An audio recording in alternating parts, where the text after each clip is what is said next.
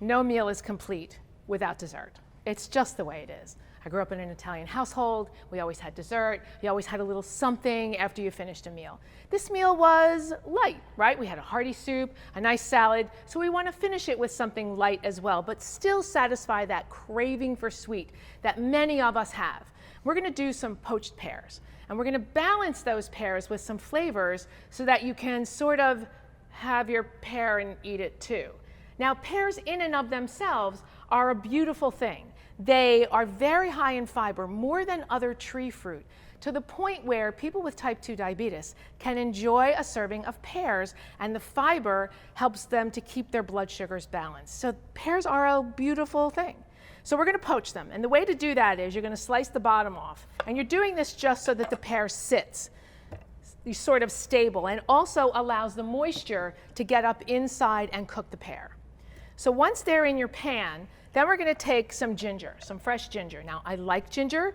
Ginger is going to balance the sweetness, give you a little spice to it, and really balance the sweetness. Now, you do not have to peel ginger. You can if you like extra work. But the peel on ginger actually forms to keep this ginger from drying out.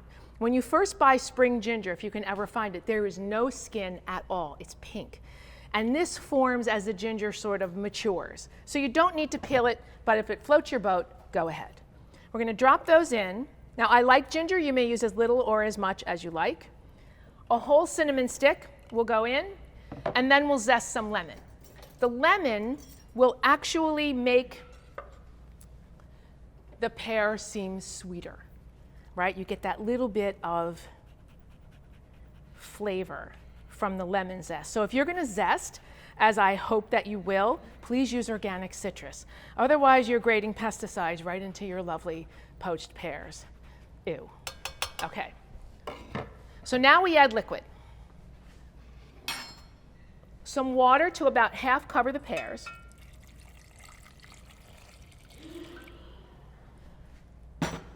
And a little bit of brown rice syrup because you want a little sweet. And it's about a couple tablespoons, maybe, if I had to measure, which I'm not a big fan of. And then these are going to come to the boil. And this is where the magic happens. Once you put the pears up to boil, then you're going to let them come to a nice sort of low boil. They don't have to be a rolling boil like you're making pasta. Just a nice light boil. So once the pears boil, you take a piece of clean cheesecloth, right? Cheesecloth you can find in any supermarket. It's made for making cheese, obviously, but many, many kitchen uses. We put, herbs in them as a bouquet and drop it into soup. But for this, we're going to use the cheesecloth to hold the pears down. And what they do is keep them submerged under the liquid. Then you tightly cover, turn off the heat, and as soon as this comes to room temperature, the pears are perfectly cooked every time. Not too mushy, not hard in the center. They are done to gorgeous perfection.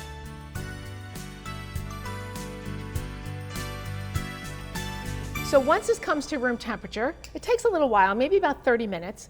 Then you're going to take off the lid, take your cheesecloth off, and carefully, by the stem, you can use tongs if you like, but then you run the risk of abrading the skin of the pear. And you just arrange the pears on a plate, right? But we are not done yet. Then you're going to take the ginger out and the cinnamon stick. You want to get these out of the water because you're going to take this liquid and you're going to reduce it down to create a syrup, okay? And it takes a few minutes to do that, but you got to make sure you take all the ginger and the cinnamon out. And then once it reduces down, it gets thick like a syrup, right? And you just pour this gently over the pears to create a sauce. Oh, but baby, we are not done yet. Now, you have some boiling water over here. We add a little bit of brown rice syrup to sweeten it up. You're going to take this boiling concoction, whisk it up a little bit to mix the rice syrup in, and you're going to pour this over non-dairy chocolate chips. I use non-dairy dark stevia sweetened chocolate chips. And now you're going to whisk until these are smooth. And when I do this, I always think, I need this to get smooth really fast because I don't really care about the pears anymore. All I'm smelling and imagining is the chocolate.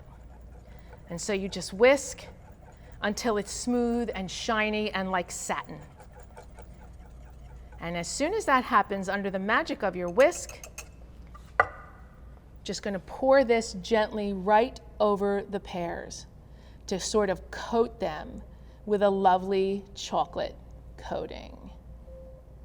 And that is how you serve poached pears. So what are you waiting for? Get back to the cutting board, and I'll see you next time on Christina Cooks.